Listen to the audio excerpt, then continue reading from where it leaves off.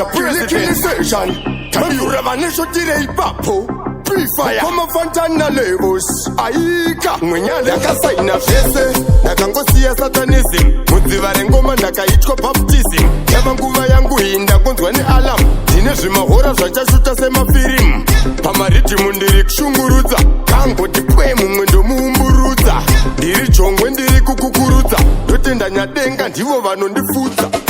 Pakudiwa vanhu vahomba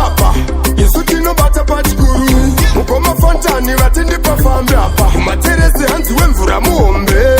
Pakudiwa vanhu vahomba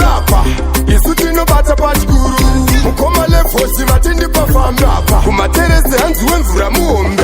Yavadaisa apa nandidaira Vanga vakagumbuka chimuti watitorera Sorry, pabasa apadi kukotsira Panodiwa giya mberi uchikavira Kana mahokoso mukati vanokwarira Nekuti zvamanje manje ndini ndikuvaremera Zvitwo izvi zvimanutu zvandisendera Handiti zvese handichahakira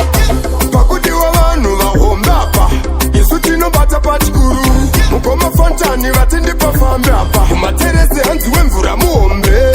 Pakudiwa vanhu vahomba apa Isu tinobata pachikuru Mukoma Lefosi vatindipafambe apa Kumateresi hanzi wemvura muhombe Vese ndakangosiya Satanism Mudzivare ngoma ndakaitwa baptism Yava nguva yangu hii ndakunzwa alarm Ndine zvimahora zvachashuta semafirimu Pamaridhimu ndiri kushungurudza Kangoti pwe mumwe ndomuumburudza Ndiri chongwe ndiri kukukurudza Ndotenda nyadenga ndivo vanondifudza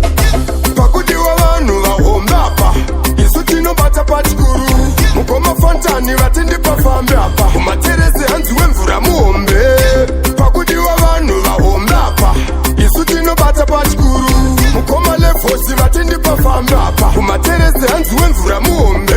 Yavadaisa apa nandidaira Vanga vakagumbuka chimuti watitorera Sorry, pabasa apadi kukotsira Panodiwa giya mberi uchikavira Kana mahokoso mukati vanokwarira Nekuti zvamanje manje ndini ndikuvaremera Zvitwo izvi zvimanutu zvandisendera Handiti zvese handichahakira Pakudiwa vanhu vahomba apa Isu tinobata pachikuru Mukoma Fontani vatindipafambe apa Kumateresi hanzi wemvura muhombe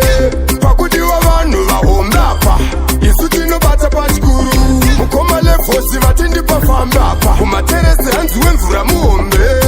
Pakudiwa vanhu vahomba apa Isu tinobata pachikuru Mukoma Fontani vatindipafambe apa Kumateresi hanzi wemvura muhombe